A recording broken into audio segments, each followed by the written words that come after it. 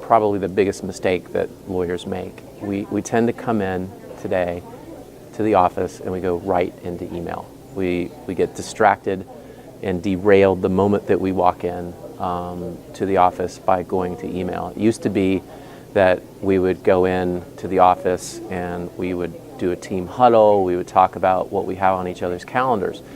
And as technology evolved, I like to call it anti-social media, right?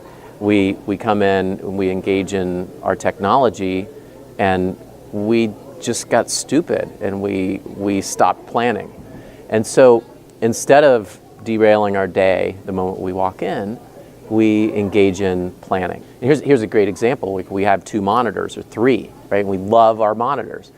But the problem is when we have so many monitors, we tend to leave Outlook open all day. And so on one screen, we're trying to do mental gymnastics, and then on another screen, we've got bombs, fires, bombs landing in our inbox. So we minimize that monitor with Outlook, and we start focusing on the task, and we start practice single tasking. One way we can single task is Pomodoro. It's one of my favorite techniques. It's so easy. It's a 25-minute tomato timer, and you single task for 25 minutes, and then you take a 5-minute break. You take a mental break. The Pomodoro science, the studies show that after 25 minutes, our brain starts to kind of stray. So you can adjust it. The brain's a muscle.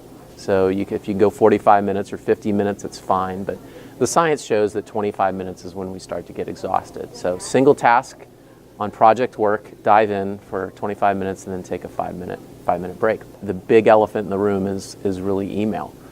And so we need an effective way to practice to process emails. And the way that I like to describe that is the batch processing method. And another way of looking at batch processing is I'm not going to check email 74 times a day. I'm not going to leave it up all day. Instead, I'm going to check it at more deliberate times. So maybe that for you it's 5 minutes. Maybe for someone else it's 10 times a day or 5 times a day, but it's not 74 times a day. And when we do that, we follow the 4 Ds. We try to touch the email once, which is impossible to do sometimes, but we get to an email and we think, all right, it's going to take 2 or 3 minutes to read it and digest it and think about it. And if you skip it, then you're going to spend another 2 or 3 minutes going through that again. So instead, we try to touch it once and we do the 4 Ds. Either delete, do, delegate, or delay. Delete's easy. You delete the noise and then you're left with just a shorter list. Do, you actually resolve it.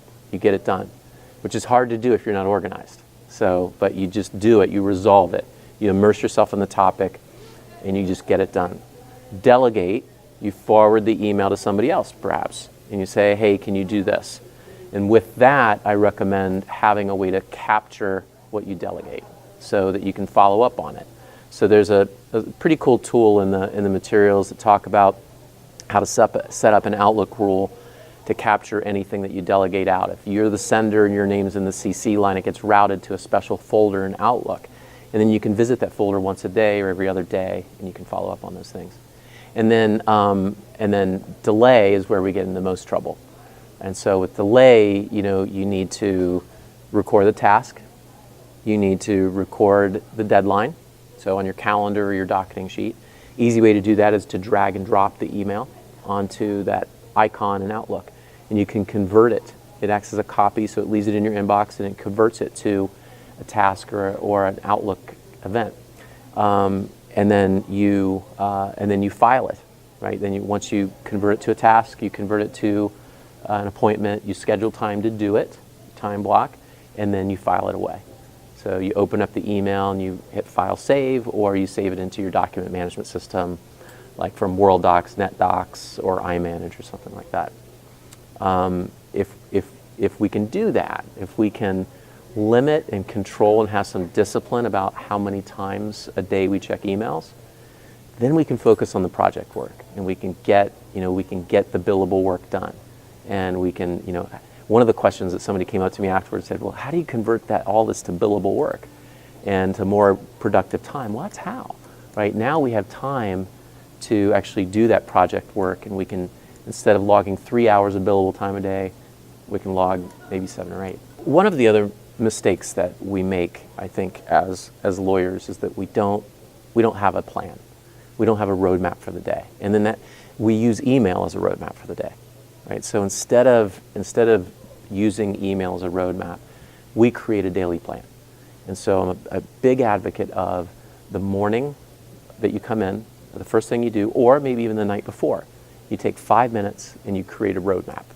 And it's just so easy to do. It's an easy habit to develop, where you look at your calendar, you look at your tasks, you look at all the stuff on your plate, your little sticky notes, and you create a plan. Now you could do that on an index card, really cheap to do. You write down 3 to 5 things that you're going to do that day, or you could use like a journal. I use this one called the Best Self Journal, and they're daily undated sheets.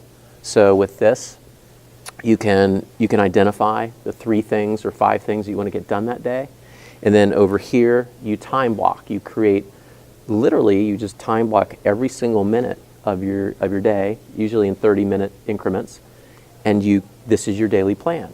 And I like it in paper because you don't minimize it. It's right next to your keyboard. So when you think, all right, well, what do I do next? You don't go to email. You go to your plan. And this is your roadmap and your contract for the day. So daily planning, I think, is critical.